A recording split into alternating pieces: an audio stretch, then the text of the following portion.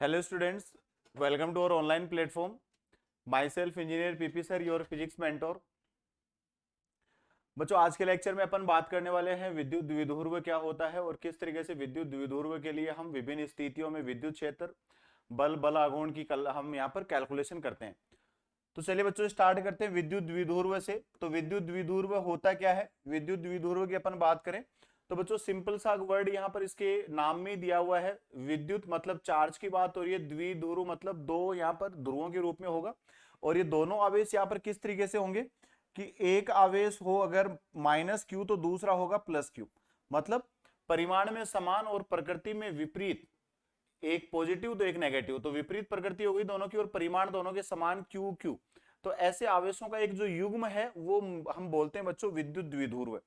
तो सिंपल सा कॉन्सेप्ट आपको ध्यान रखना है कि दो परिमाण में समान वो प्रकृति में विपरीत आवेशों का जो युग्म है उसको आप बोलते हो विद्युत द्विध्रुव।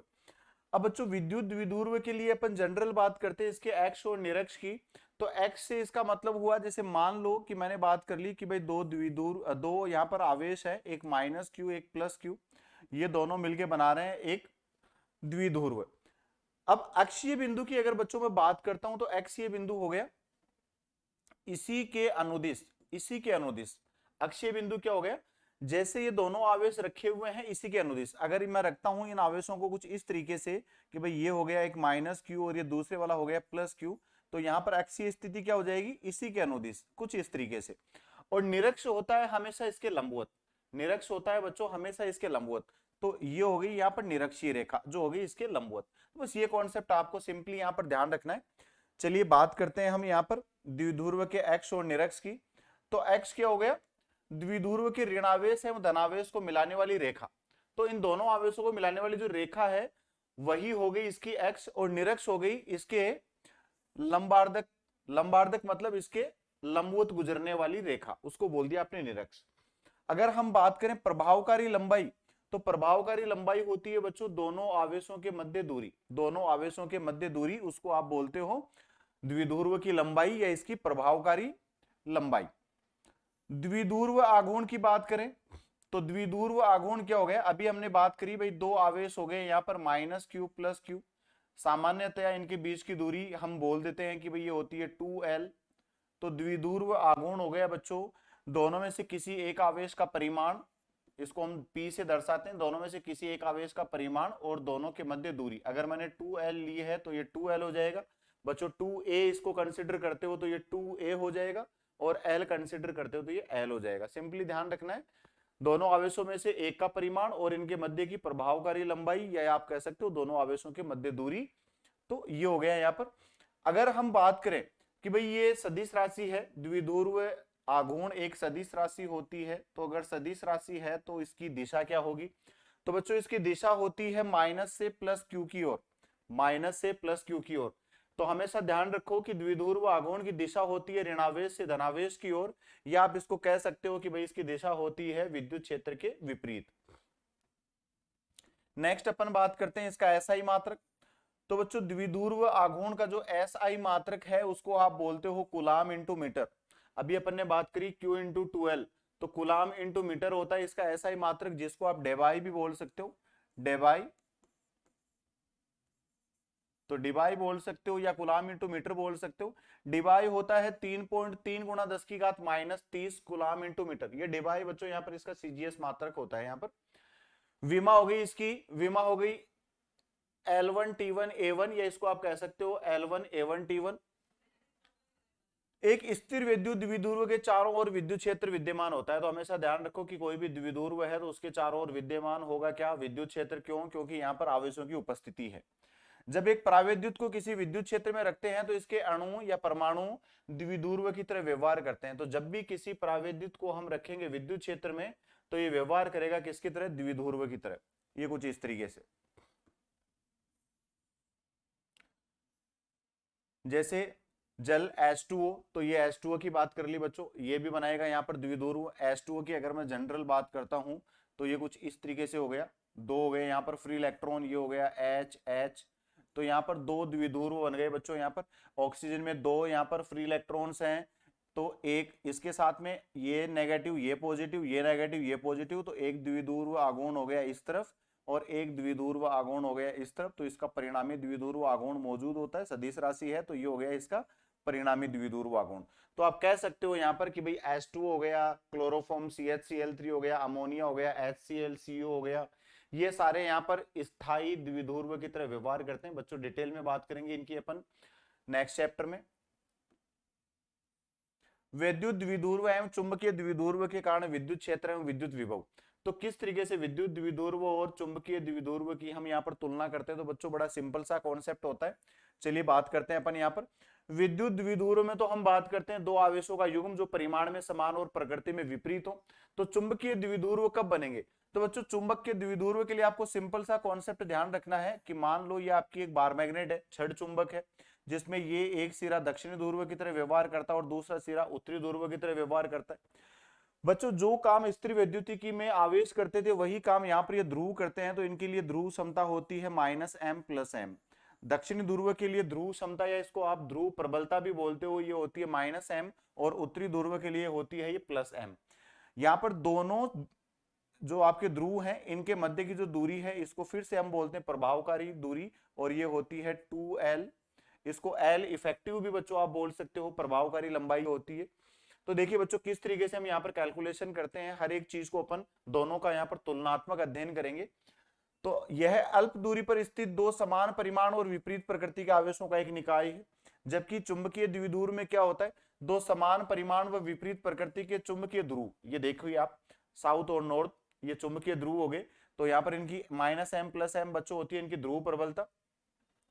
अगर यहां पर मैं बात करता हूं विद्युत द्विध्रुव में, मैं बात करता हूं द्विध्रुव आघूर्ण, विद्युत द्विध्रुव आघूर्ण की, जिसको हम दर्शाते हैं P वेक्टर से।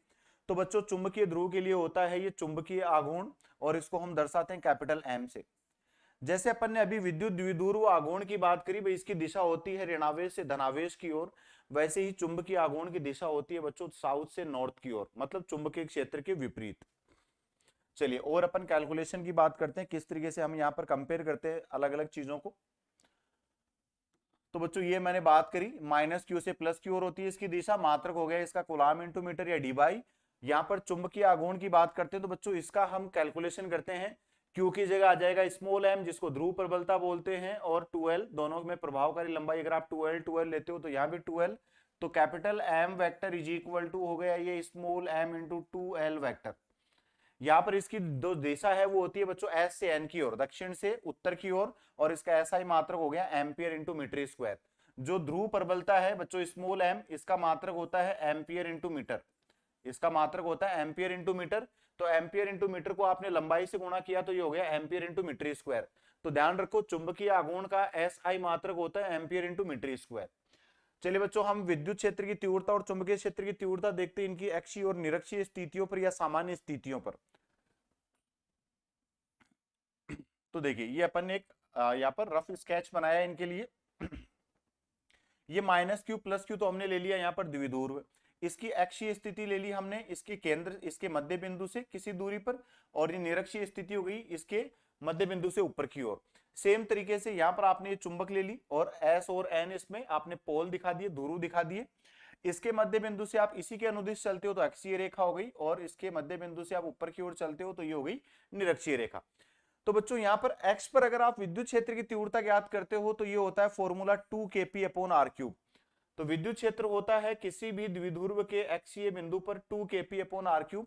और अगर मैं चुंबक की बात करता हूं तो बच्चों चुंबक के लिए चुंबकीय क्षेत्र होता है इसके x पर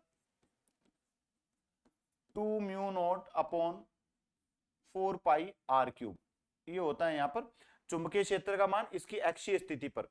अगर बच्चों निरक्षीय स्थिति पर विद्युत क्षेत्र की बात करी जाए तो ये बन जाता है kp/r³। और इसी तरीके से निरक्षीय स्थिति पर B इक्वेटर, निरक्षीय स्थिति पर इसको बच्चों विषुवतीय रेखा भी बोल देता है, निरक्ष भी बोल देता है हिंदी में, इंग्लिश में इसका एक ही नाम होता है इक्वेटर।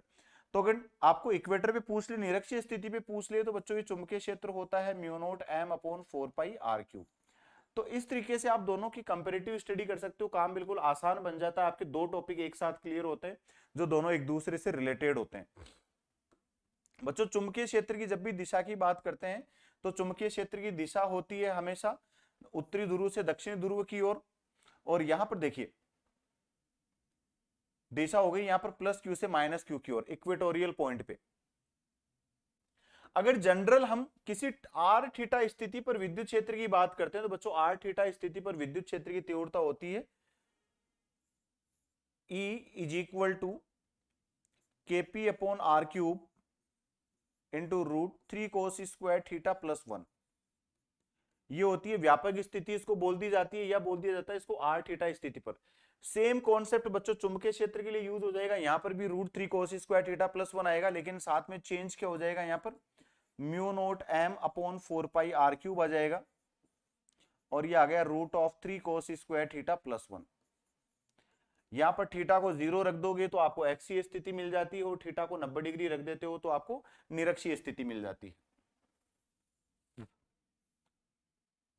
तो देखिए बच्चों जो चीज अभी बोली वही यहां पर इसने वापस से मैंने एक्सप्लेन करी है इस स्लाइड के माध्यम से।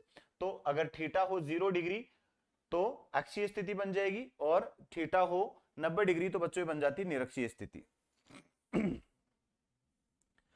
द्विध्रुव समरूप विद्युत क्षेत्र में किस तरीके से होता है? तो बच्चों अगर समरूप विद्युत क्षेत्र में आप द्विध्रुव को रखते हो या किसी छड़ चुंबक को रखते हो तो यहाँ पर इस पे लगता है बल और बल आघूर्ण। तो सबसे पहले मैं बात करता हूं बल आघूर्ण। तो बल के लिए तो अगर मैं बात करूं तो चाहे द्विध्रुव हो चाहे आपकी छड़ चुंबक हो, यदि किसी भी समरूप क्षेत्र में रखी जाती है, द्विध्रुव को रखते हैं समरूप विद्युत क्षेत्र में और छड़ चुंबक को रखते हैं समरूप चुंबकीय क्षेत्र में, तो बच्चों इन पर लगने वाले जो बल हैं ये तो परिमाण में समान और प्रकृति में विपरीत होते हैं। इसलिए देखो क्या होते हैं, अगर मैं द्विध्रुव की बात करता हूं तो द्विध्रुव को जैसे ही आप किसी समरूप विद्युत क्षेत्र में रखते हो बच्चों, तो यहां पर देखिए मान लो कि भाई ये है विद्युत क्षेत्र की दिशा इस तरफ, तो इस दिशा में इस पर बल लग गया कितना, पॉजिटिव पे तो लग गया F is equal to q E, और नेगेटिव पे बल की दिशा विपरीत हो जाएगी तो बच्चों यहां पर लग जाएगा F is equal to q E विपरीत दिशा में। तो क्या देखा हमने कि भाई द्विध्रुव पे दो बल लग रहे हैं जो परिमाण में समान और प्रकृति में विपरीत हैं, तो यहाँ पर नेट फोर्स परिणामी बल क्या बन जाता है बच्चों 0।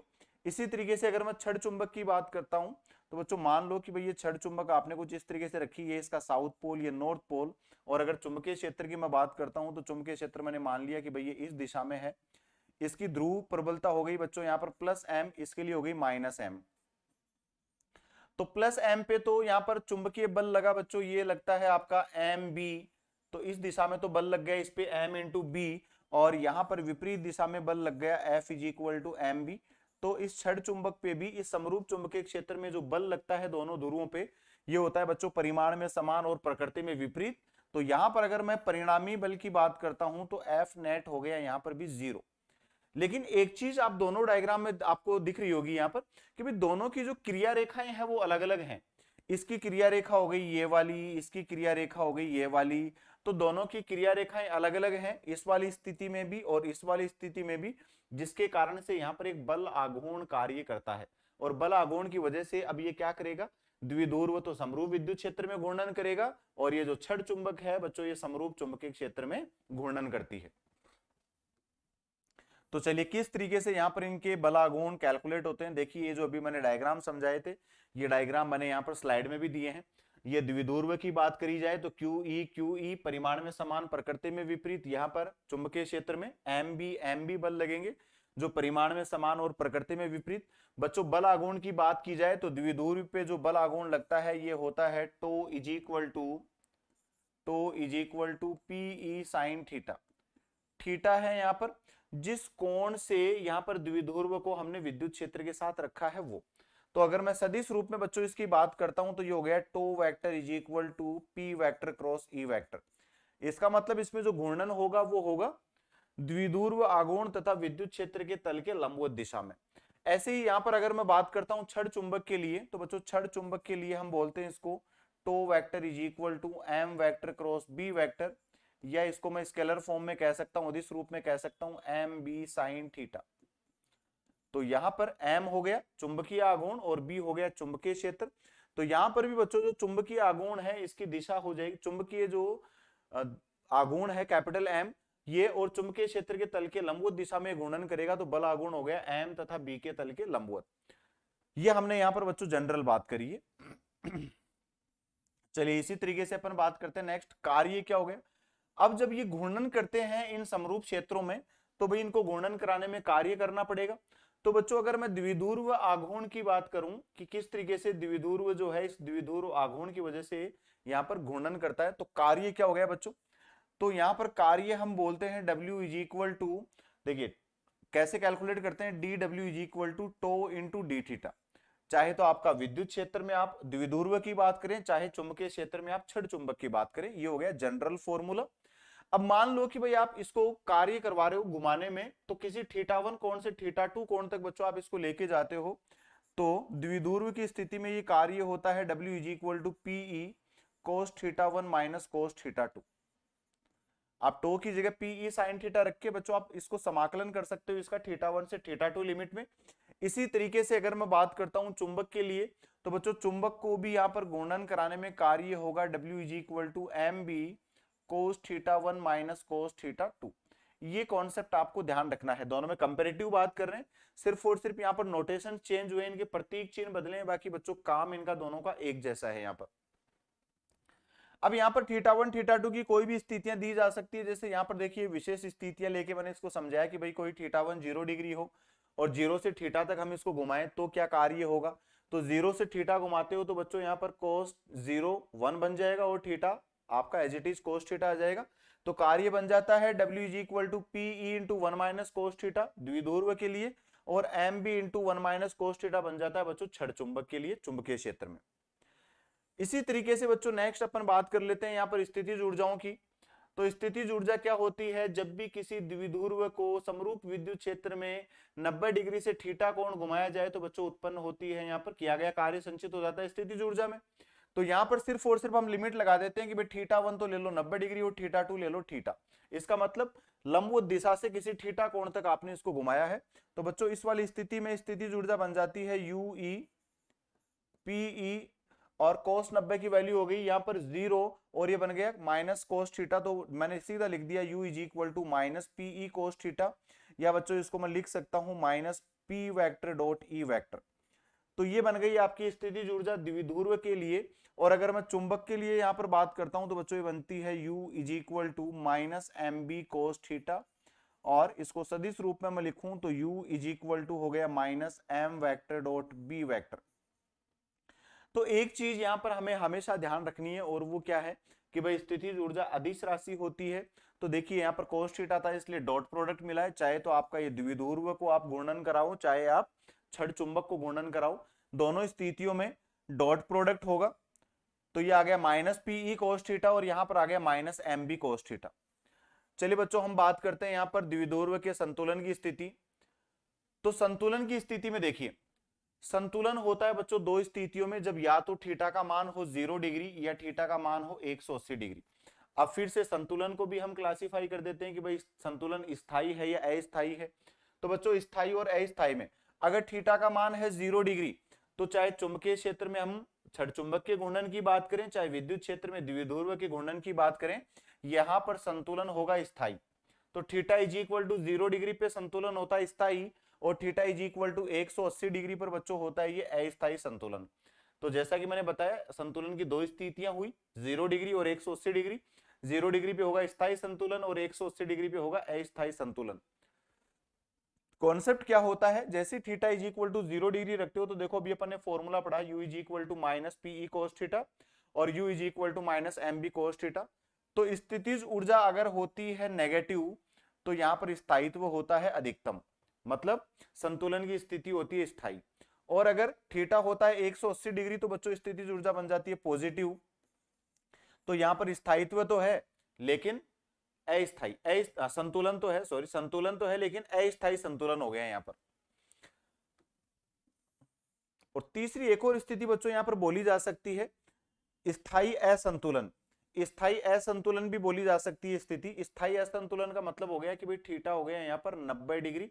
90 डिग्री जब हो गया तो स्थितिज ऊर्जा का मान हो गया 0, चाहे तो आपका द्विध्रुव हो चाहे छड़ चुंबक की बात करें। जैसे ही आपका स्थितिज ऊर्जा का मान 0 होगा तो वहां पर बन जाएगा स्थायी असंतुलन। चलिए बच्चों कोणीय सरलावर्त गति की बात करते हैं।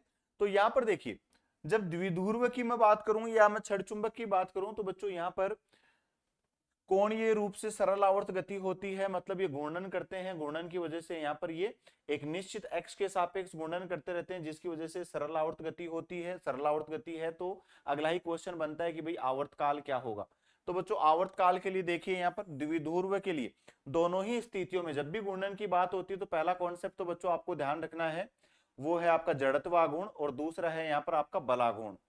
तो देखिए बच्चों बलाघूर्ण तो हो गया यहाँ पर पीई, अधिकतम बलाघूर्ण की बात करता हूं टो मैक्सिमम हो गया पीई, और यहां पर चुंबक के लिए टो मैक्सिमम हो गया एम बी। तो बच्चों आवर्त काल क्या हो गया T is equal to 2 pi root I upon PE, ये तो हो गया आपका द्विध्रुव के लिए। और अगर मैं बात करूं छड़ चुंबक की तो ये बन गया 2 pi root I upon M B. अब अलग अलग स्थितियों में आप इसको कैलकुलेट कर सकते हो कि किस तरीके से इसको घूर्णन कराया गया है। आई बोल दिया द्विध्रुव की लंबाई के लंबवत तथा केंद्र से गुजरने वाली एक्स के परित जड़त्व आघूर्ण।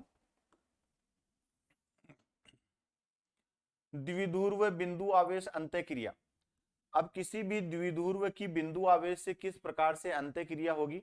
तो बच्चों सिंपल सा कॉन्सेप्ट आपको ध्यान रखना है। अभी अपन ने क्या पढ़ा कि भाई द्विध्रुव हो चाहे चुंबकीय द्विध्रुव हो, चाहे विद्युत द्विध्रुव हो, चाहे चुंबकीय द्विध्रुव हो, हमने बात करी भाई जो बल होगा यहाँ पर ये बल निर्भर करेगा आर की घात 3 के व्युत्क्रम पर। बल निर्भर करेगा आर की घात 3 के व्युत्क्रम पे। क्यों? क्योंकि विद्युत क्षेत्र की अपन ने बात करी, विद्युत क्षेत्र हमने पढ़ा था कि भाई ये विद्युत क्षेत्र निर्भर कर रहा था आर की घात 3 के व्युत्क्रम पे, और जो बल है वो विद्युत क्षेत्र के लिए तो हो गया F is equal to q E, और चुंबकीय क्षेत्र के लिए बन गया बच्चों F is equal to M B. तो दोनों ही स्थितियों में जो बल है चाहे विद्युत बल हो चाहे चुंबकीय बल, ये भी निर्भर करेगा आप आर की घात 3 के व्युत्क्रम पे। ये कॉन्सेप्ट आपको ध्यान रखना है। तो ये तो हमने बात करी द्विध्रुव की बिंदु आवेश से अंतःक्रिया। अगर द्विध्रुव द्विध्रुव के साथ में अंतःक्रिया करे, मतलब दो द्विध्रुव एक दूसरे के साथ किसी स्थिति पर रखे जाएं, तो वहां पर देखिए किस तरीके से अंतःक्रिया होगी। तो देखिए बच्चों जब दो द्विध्रुवों को पास पास रखते हैं तो वे एक दूसरे के कारण बल का अनुभव करें, तो एक द्विध्रुव पर लगने वाला जो परिणामी बल है वो दूसरे के कारण से यहाँ पर प्रभावित होगा। तो यहाँ पर देखिए दो स्थितियां दी हुई है, दो स्थितियों के लिए यहाँ पर दोनों स्थितियों के लिए आपको विद्युत क्षेत्र की तीव्रताएं बताई गई हैं और इनके बीच में दूरी, दोनों के केंद्रों के मध्य आपको दूरी दी हुई है। तो यहाँ पर पहले वाले द्विध्रुव के लिए बोल दिया गया कि भाई जो द्विध्रुव आघूर्ण की दिशा है वो हो गई माइनस क्यू से प्लस क्यू, तो P1 बोल दिया। दूसरे वाले में बोल दिया माइनस क्यू से प्लस क्यू, तो P2 बोल दिया। तो विद्युत बलों की दिशाएं भी, विद्युत क्षेत्रों की दिशाएं भी क्या होंगी बच्चों, ये दोनों एक ही दिशा में होंगी यहाँ पर। तो परिणामी विद्युत क्षेत्र की तीव्रता की अगर अपन बात करें, देखिए इस स्थिति में स्थितिज ऊर्जा बोल दी तो U2 is equal to minus P2Q1 P2E1, ये हो गई यहाँ पर स्थितिज ऊर्जा। इसी तरीके से F इज इक्वल टू बच्चों हमारा फॉर्मूला होता है माइनस DU अपॉन DR। तो अगर हम F कैलकुलेट करें, देखिए U2 की बात करी तो U is equal to PE करके बच्चों अभी अपन ने फॉर्मूला पढ़ा, मैं U2 की बात करता हूं तो U2 हो गया यहाँ पर minus P2 into E1 P2 into E1, पहले वाले का विद्युत क्षेत्र और दूसरे वाले का द्विध्रुव आघूर्ण।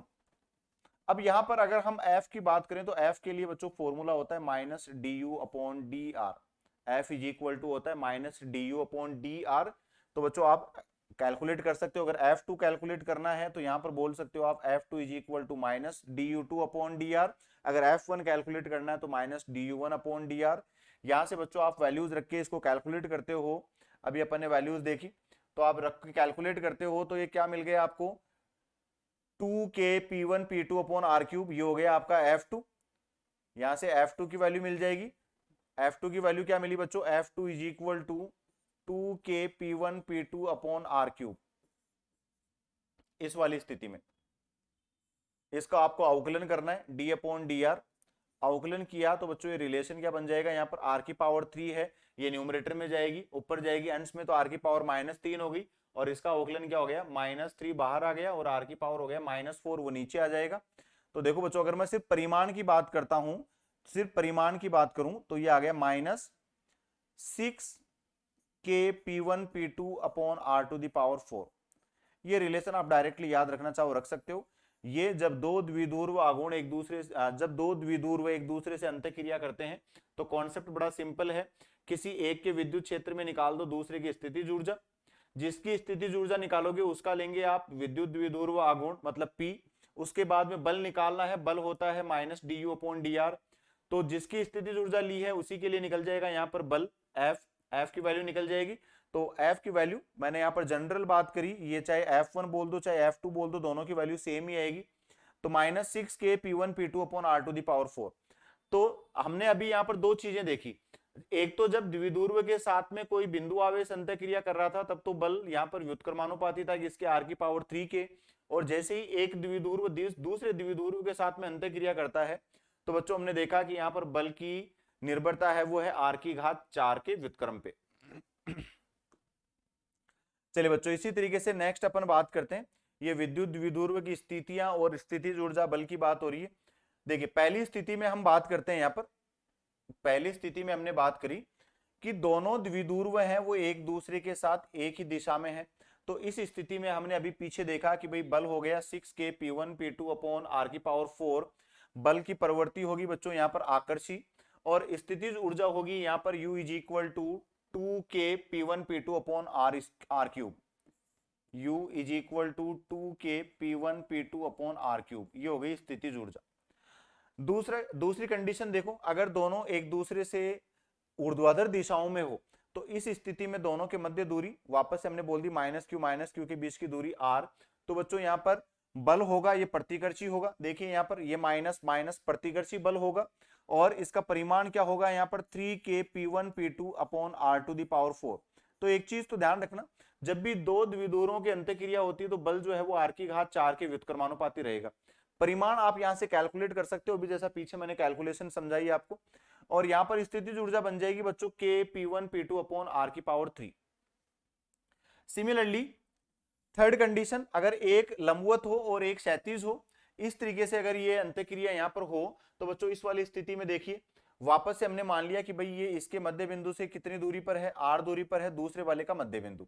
अपन जब भी दूरी लेते हैं बच्चों यहाँ पर तो दूरियां लेते हैं इनके मध्य बिंदुओं से, और मध्य बिंदुओं से लेते हैं दूरियां। तो यहाँ पर विद्युत क्षेत्र की तीव्रता, यहाँ पर चुंबकीय बल सॉरी विद्युत बल तो हो गए यहाँ पर 3, जैसा ऊपर वाले में अभी पढ़ा था 3kp1p2/r⁴। लेकिन अब की बार जो स्थितिज ऊर्जा है बच्चों वो बन जाएगी 0 स्थितिज ऊर्जा हो जाएगी यहाँ पर। तो U की वैल्यू बन गई यहाँ पर 0। तो ये तीन स्थितियां यहाँ पर होती है जिनमें हम इन पे लगने वाले बल और स्थितिज ऊर्जाओं की बात करते हैं। तो ये डायरेक्ट रिलेशंस आप ध्यान रख सकते हो जिन पे क्वेश्चंस पूछे जाते हैं। चलिए बच्चों इसी प्रकार के परिणाम जो है चुंबकीय द्विध्रुव के लिए प्राप्त, सेम चीज। तो अभी अपन ने कंपैरिजन पढ़ा विद्युत द्विध्रुव का और चुंबकीय द्विध्रुव का। असमान विद्युत क्षेत्र में विद्युत द्विध्रुव, तो बच्चों अब अगर इतनी देर तो अपन ने बात करी समरूप विद्युत क्षेत्र में किस तरीके से विद्युत द्विध्रुव पे बल लग रहा था, बल आघूर्ण उत्पन्न हो रहा था, ऊर्जा कार्य, ये सारी चीजें अपन ने बात करी। अब अगर इसको असमान विद्युत क्षेत्र में रखें तो बच्चों असमान विद्युत क्षेत्र में रखने पर द्विध्रुव के जो दोनों आवेश हैं ये अलग अलग बल अनुभव करेंगे। अलग अलग बल अनुभव करते हैं तो द्विध्रुव पे परिणामी बल अशून्य मिलेगा। कभी भी परिणामी बल शून्य नहीं होगा, क्यों? क्योंकि दोनों पर अलग अलग परिमाण के बल आरोपित होंगे। परिणामी बल का परिमाण स्थितिज ऊर्जा का दूरी के साथ ऋणात्मक अवकलन द्वारा प्राप्त किया जा सकता है। तो ये हो गया F = -du/dr, अभी जो अपन ने बात करी। तो अलग अलग दूरियों के हिसाब से किस दूरी पे पूछा है ये आप निकाल सकते हो स्थितिज ऊर्जा में दूरी के साथ ऋणात्मक परिवर्तन की दर के हिसाब से। असमान बलों के कारण द्विध्रुव में एक बल आघूर्ण उत्पन्न होता है जो द्विध्रुव को घुमाकर विद्युत क्षेत्र की दिशा में ले जाता है। जब द्विध्रुव विद्युत क्षेत्र की दिशा में आ गया तो बल आघूर्ण शून्य हो जाएगा। तो जैसे ही यहाँ पर द्विध्रुव जो है विद्युत क्षेत्र की दिशा में आ गया तो बल आघूर्ण 0 बन जाएगा। क्यों? क्योंकि अभी अपन ने पीछे पढ़ा था τ = Pe sin θ। तो एक ही दिशा में आ गया घूम के तो थीटा की वैल्यू 0 डिग्री और बल आघूर्ण का मान क्या हो गया बच्चों यहाँ पर 0, जिसके कारण यह विद्युत क्षेत्र के अनुदिश कमजोर क्षेत्र से शक्तिशाली क्षेत्र की ओर गति करता है। तो अब इसकी गति कैसी हो जाएगी? निम्न विद्युत क्षेत्र से उच्च विद्युत क्षेत्र, या आप इसको कह सकते हो दुर्बल विद्युत क्षेत्र से प्रबल विद्युत क्षेत्र की ओर गति होगी द्विध्रुव की। तो ये था बच्चों असमान विद्युत क्षेत्र में द्विध्रुव की गति का जनरल कॉन्सेप्ट। द्विध्रुव की गति स्थानांतरणीय एवं घूर्णी दोनों प्रकार की होगी।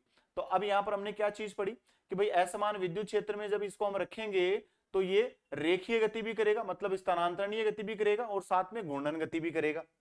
इस पर बल आघूर्ण शून्य हो सकता है। तो बल आघूर्ण शून्य हो सकता है बच्चों कब हो सकता है, जब ये घूमकर आ जाएगा विद्युत क्षेत्र की दिशा में, तो उस स्थिति में इस पर बल आघूर्ण बन जाएगा 0। तो ये कुछ की पॉइंट्स है बच्चों। चलिए क्या की पॉइंट्स है, एक छोटे द्विध्रुव के लिए अक्षीय स्थिति में विद्युत क्षेत्र की तीव्रता निरक्षीय स्थिति में विद्युत क्षेत्र की तीव्रता की दोगुनी होती है। तो ये पीछे अभी अपन ने बात करी कि भाई Ex इज इक्वल टू होता है बच्चों 2 इंटू ई निरक्ष। ये रिलेशन आप ध्यान रखो, अक्ष पर विद्युत क्षेत्र की तीव्रता निरक्ष पर विद्युत क्षेत्र की तीव्रता की होती है दोगुनी, कब, छोटे द्विध्रुव के लिए। विद्युत द्विध्रुव का विद्युत क्षेत्र बिंदु आवेश के विद्युत क्षेत्र की तुलना में अधिक तेजी से घटता है। तो ये चीज आप क्लियरली देख सकते हो। क्यों बोलिए ये चीज, क्योंकि द्विध्रुव के लिए जो विद्युत क्षेत्र की तीव्रता है वो r की घात 3 के व्युत्क्रमानुपाती होती है, और बिंदु आवेश के लिए विद्युत क्षेत्र की तीव्रता r की घात 2 के व्युत्क्रमानुपाती होती है। चलिए बच्चों देखते हैं कुछ पैटर्न के क्वेश्चन, किस तरीके के क्वेश्चन बन सकते हैं यहाँ पर। तो जैसे पहला क्वेश्चन दे दिया, किसी विद्युत द्विध्रुव के कारण उसके अक्ष पर x दूरी पर स्थित तीव्रता निरक्ष पर y दूरी पर तीव्रता के बराबर हो तो x अनुपात y का मान क्या होगा। तो बड़ा सिंपल सा कॉन्सेप्ट है। अगर हम इसके x पर विद्युत क्षेत्र की तीव्रता देखते हैं तो बच्चों Ex की वैल्यू, Ex होता है 2 kp अपॉन दूरी कितनी बोल दी आपको यहाँ पर, तो दूरी बोल दी x क्यूब। इसी तरीके से ये बराबर हो गया E निरक्ष, तो E निरक्ष होता है बच्चों kp अपॉन y क्यूब। ये रिलेशन हो गया, kp से kp कैंसिल आउट, तो यहां पर बन गया ये 2y cube is equal to X cube. 2y cube is equal to X cube. तो हम कह सकते हैं, क्या पूछा है, x अनुपात y, तो x क्यूब बटा y cube is equal to हो गया 2/1। तो x अपॉन y पूछा है हमें, तो x upon y is equal to इधर हो गया 2 की घात 1/3 और 1 की घात 1/3, तो सीधा बोल सकता हूं इसको 2 की घात 1/3/1। तो ऐसा कोई ऑप्शन, तो बच्चों डी ऑप्शन हो गया यहाँ पर, ये हो गया डी ऑप्शन हो गया यहाँ पर करेक्ट। ऐसे अगला क्वेश्चन है, ए भुजा वाले समबाहु त्रिभुज एबीसी के शीर्षों पे 3 आवेश रख दिए भाई, +2q -q -q क्रम से एबीसी पर चित्रानुसार रखे गए इस निकाय का द्विध्रुव आघूर्ण।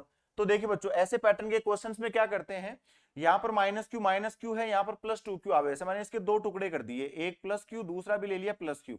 तो +q -q एक तो द्विध्रुव बन गया, ये इसकी दिशा क्या हो गई, ये माइनस से प्लस।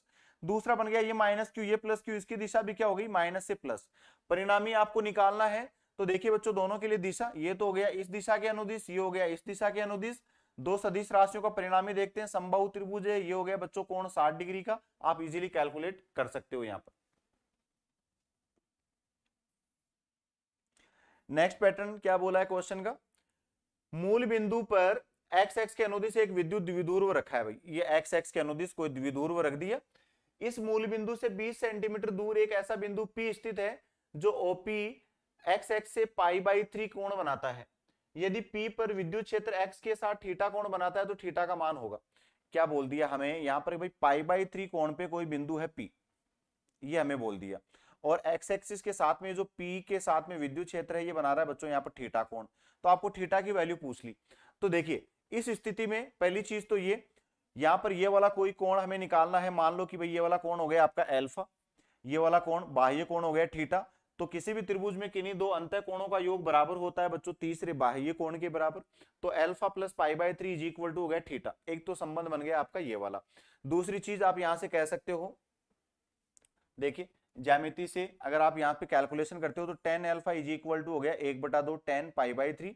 तो अल्फा की वैल्यू बन गई tan इनवर्स √3/2, अल्फा की वैल्यू बन गई tan इनवर्स √3/2। अब हमें क्या पूछा है यहाँ पर, अल्फा पूछा है, तो अल्फा पूछा है तो अल्फा की वैल्यू क्या हो गई π/3, इसमें ऐड कर देंगे तो π/3 प्लस tan इनवर्स √3/2, तो ऑप्शन नंबर हो जाएगा बच्चों बी।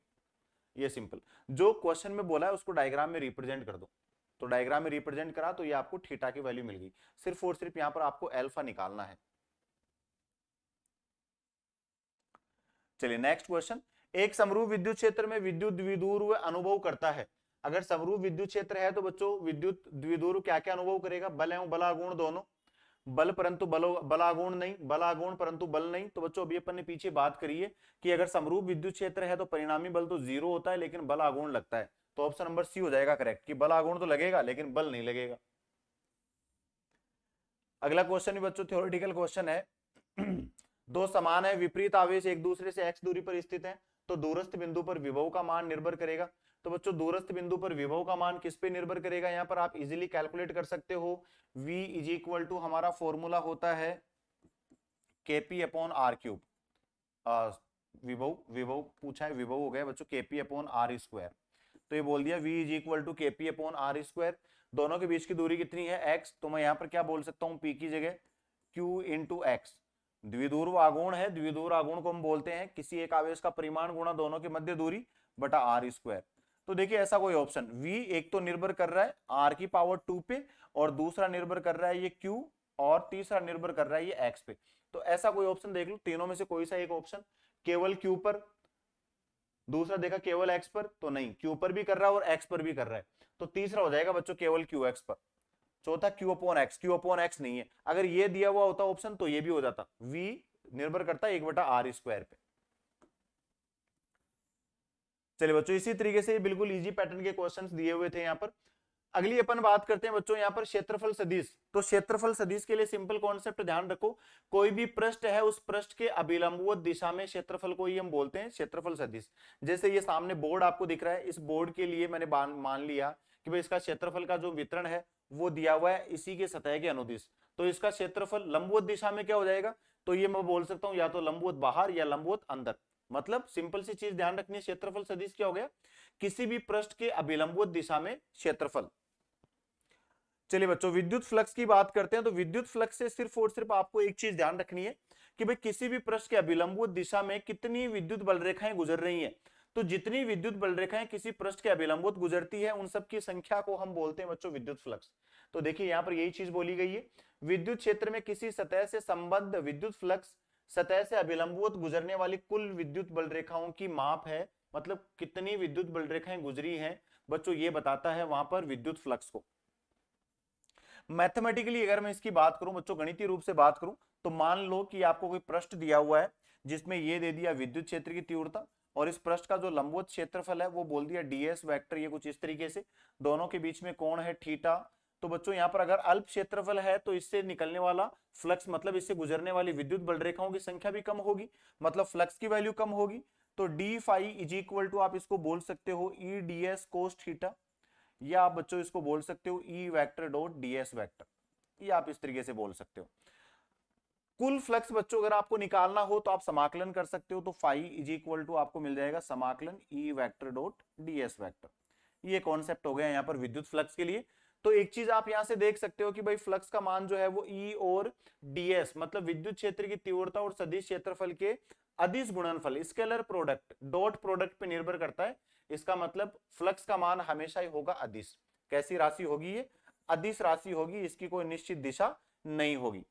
इसके बाद अगर हम बात करें इसके लिए मात्रक की, तो बच्चों इसका एस आई मात्रक हम कह सकते हैं वेबर, एस आई मात्रक हम कह सकते हैं वेबर, या दूसरा मात्रक आप कह सकते हो यहां से newton metre square upon coulomb. क्या कह सकते हो, newton metre square upon coulomb.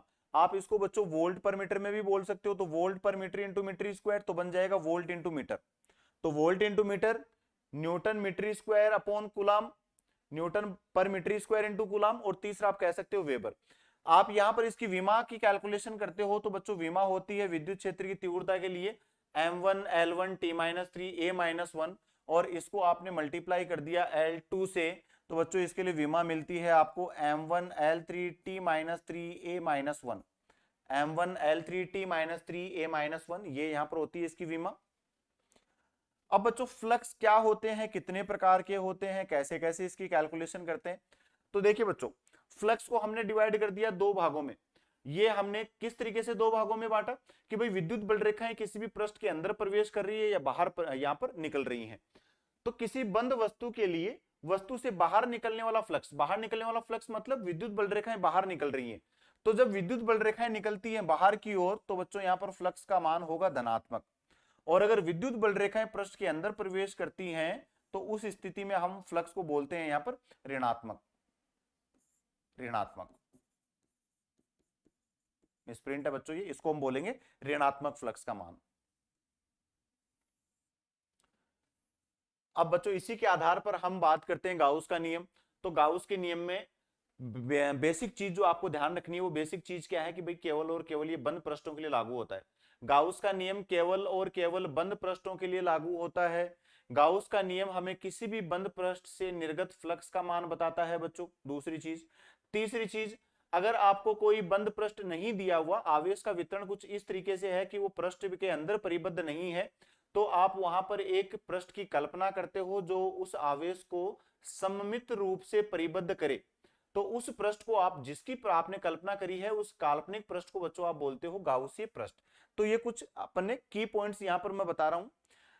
इसके स्टेटमेंट की बात करूं, अगर मैं गाउस के नियम के कथन की बात करता हूं, तो बच्चों गाउस ने अपने नियम में बताया कि भाई किसी भी पृष्ठ से गुजरने वाला, किसी भी बंद पृष्ठ से गुजरने वाला कुल विद्युत फ्लक्स जो है उस पृष्ठ के अंदर परिबद्ध कुल आवेश का एप्सिलॉन नॉट गुणा होता है। कुल आवेश का 1/एप्सिलॉन नॉट गुना होगा उसके अंदर परिबद्ध कुल आवेश का। ये चीज आपको ध्यान रखनी है। जैसे चलिए एग्जाम्पल के तौर पे मान लिया कि भाई ये कोई आपका एक अर्धगोला दिया हुआ है। ये अर्धगोला बच्चों आपको दिया हुआ है इस तरीके से, और अर्धगोले में ये यहां पर सामने इसके फेस पे, इसके फलक पे, सामने वाले खुले फलक पे यहां पर कोई आवेश रख दिया Q, और आपसे कह रहा है कि भाई इससे निर्गत फ्लक्स का मान। तो बच्चों यहां पर इस आवेश को क्या करना पड़ेगा, परिबद्ध करना पड़ेगा। कैसे, पृष्ठ से, सममित पृष्ठ से। तो ये अर्धगोला था तो मैंने यहां पर इसको पूर्ण गोला बना दिया ये इस तरीके से। अब ये पूर्ण गोला बन गया, तो पूर्ण गोले में परिबद्ध आवेश है Q, तो निर्गत फ्लक्स का मान हो गया बच्चों यहां पर Q/एप्सिलॉन नॉट। तो अर्धगोले से कितना हो जाएगा, आधा। मतलब यहां पर अर्धगोले से कितना फ्लक्स निकलेगा, phi is equal to Q/2 epsilon naught. तो इस तरीके के क्वेश्चंस यहां पर बनते हैं। अर्धगोला था उसको परिबद्ध करना पड़ेगा, तो मैंने एक और अर्धगोले से उसको कवर कर दिया। अब कुल कितना निकलेगा, Q/एप्सिलॉन नॉट। आधे से कितना निकलेगा, आधा, मतलब Q/2 एप्सिलॉन नॉट।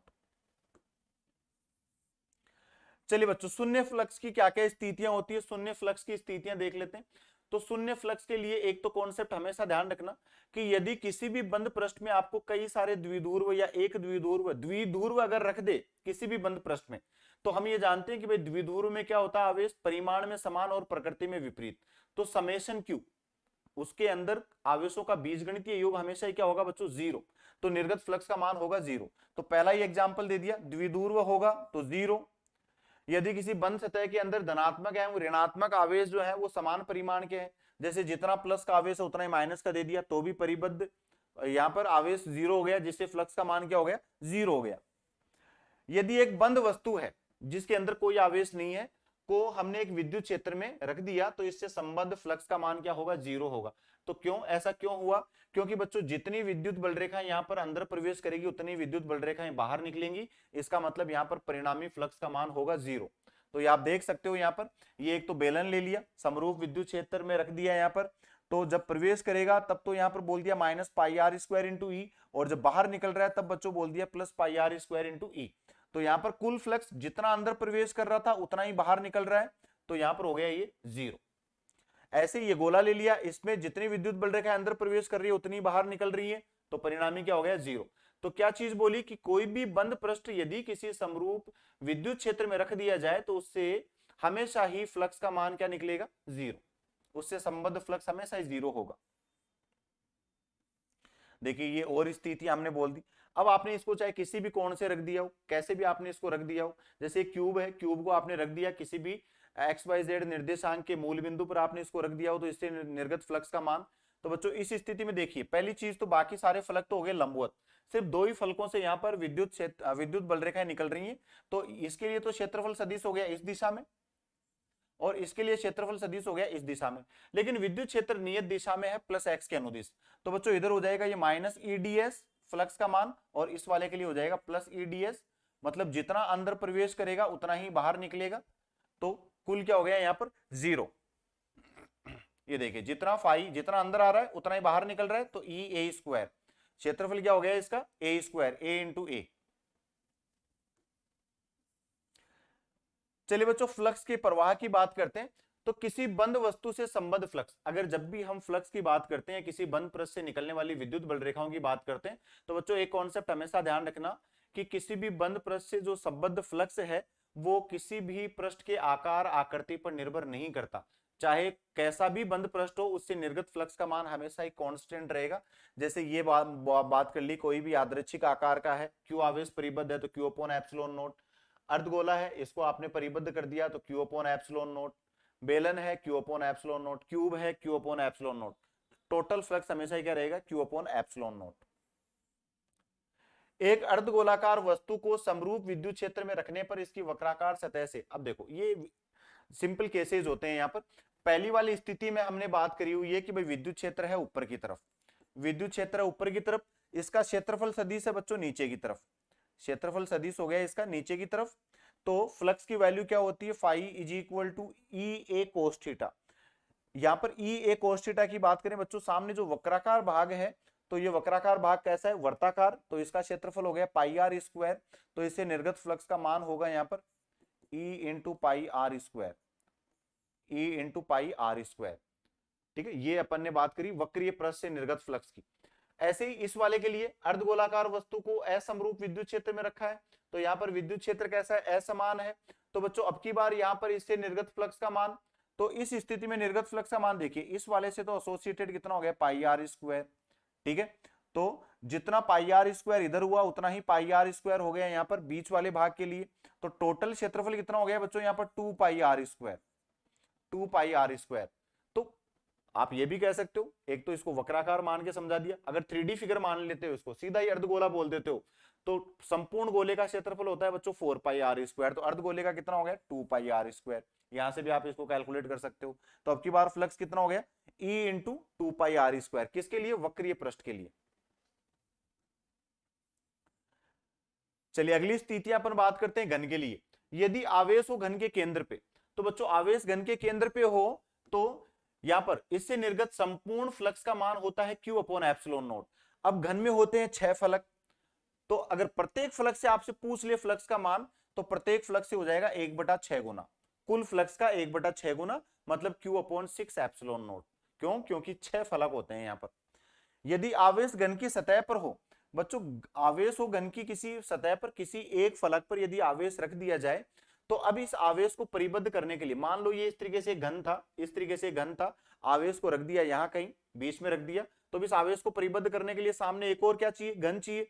तो अब यहां पर आवेश परिबद्ध हो गया, तो परिबद्ध होने पे कुल फ्लक्स तो कितना निकल गया, क्यू अपॉन एप्सिलॉन नोट, लेकिन इस वाले घन से कितना निकल गया, क्यू अपॉन 2 एप्सिलॉन नोट।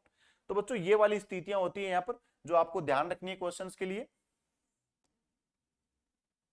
तो ये देखिए Q अपॉन 2 एप्सिलॉन नोट आधे भाग के लिए, क्योंकि दो भाग परिबद्ध कर रहे थे तब तो क्या निकल रहा था, Q अपॉन एप्सिलॉन नोट कुल तो, और एक घन से कितना निकलेगा, Q अपॉन 2 एप्सिलॉन नोट। और प्रत्येक सतह से निकले, तो बच्चों देखिए दो सतह तो वहां पर ऑलरेडी वहीं पर है जहां पर हमने उसको परिबद्ध किया हुआ, बच गई कितनी, हर एक घन में 5-5 फलक बच गए वहां पर। तो कुल कितना निकल गया, हर एक सतह से कितना निकल गया, एक में कितना हो गया, 5 सतह है, एक घन से कितना निकल रहा है, क्यू अपॉन 2 एप्सिलॉन नोट, तो कितना निकल गया प्रत्येक सतह से, क्यू अपॉन 10 एप्सिलॉन नोट। इसी तरीके से यहां पर जब आवेश रखा हुआ था केंद्र पे, तो हमने बात करी प्रत्येक फ्लक्स से कितना निकल रहा था, क्यू अपॉन 6 एप्सिलॉन नोट। और प्रत्येक शीर्ष, तो बच्चों घन में कितने शीर्ष होते हैं, 8 शीर्ष होते हैं, तो प्रत्येक शीर्ष से कितना निकल जाएगा, क्यू अपॉन 8 एप्सिलॉन नोट। और कोर किनारे कितने होते हैं, 12 किनारे होते हैं, तो प्रत्येक किनारे से निकल जाएगा क्यू अपॉन 12 एप्सिलॉन नोट। तो ये कुछ स्थितियां होती हैं जहां पर आपसे फ्लक्स की वैल्यू कैलकुलेट करवाई जा सकती है। कॉन्सेप्ट बड़ा सिंपल, आपको ध्यान रखना है, गाउस के नियम से उस आवेश को जहां कहीं भी बोला है वहां से परिबद्ध करके, और अब देख लो कि भाई कहां कहां से आवेश गुजर रहा है। चलिए बच्चों कॉन्सेप्ट की बात करते हैं। सीजीएस में एप्सिलॉन नोट की वैल्यू, सीजीएस में एप्सिलॉन नोट की वैल्यू होती है बच्चों 1/4 पाई। इसका मतलब यदि 1 कूलम आवेश किसी बंद सतह के अंदर है तो इससे गुजरने वाला फ्लक्स का मान होगा 4 पाई। तो अभी अपन ने बात करी फाई इज इक्वल टू होता था क्यू अपॉन एप्सिलॉन नोट। तो अगर एप्सिलॉन नोट की वैल्यू बोल दी जाए 1/4 पाई, तो ये कह रहा है कि 1 कूलम आवेश किसी बंद सतह से गुजरे तो फ्लक्स का मान कितना हो जाएगा बच्चों, 4 पाई। यहां से आप बोल सकते हो इसको। चलिए फ्लक्स पे किस तरीके के क्वेश्चंस बनते हैं बच्चों, एक दो पैटर्न के क्वेश्चंस देखते हैं इस पे। जैसे ये आपको बोल दिया कि 1 मिलीमीटर त्रिज्या का एक लंबा सीधा तार है जिस पर आवेश समान रूप से वितरित है। ये बच्चों गाउस के नियम का अनुप्रयोग का क्वेश्चन आ गया।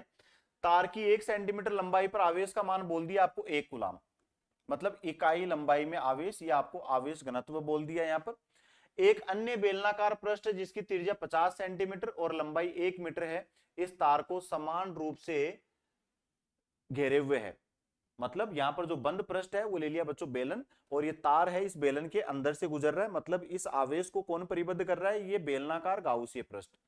तो इस बेलनाकार पृष्ठ से गुजरने वाले कुल विद्युत फ्लक्स का मान आपको निकालना है। तो बच्चों विद्युत फ्लक्स का मान निकालने के लिए सबसे पहले तो आपको अंदर आवेश का मान निकालना पड़ेगा। तो आवेश की कैलकुलेशन करने के लिए आपको क्वेश्चन में डेटा गिवन है कि 1 सेंटीमीटर लंबाई पर आवेश Q वितरित है, और यहां पर इसकी लंबाई हमें दी हुई है,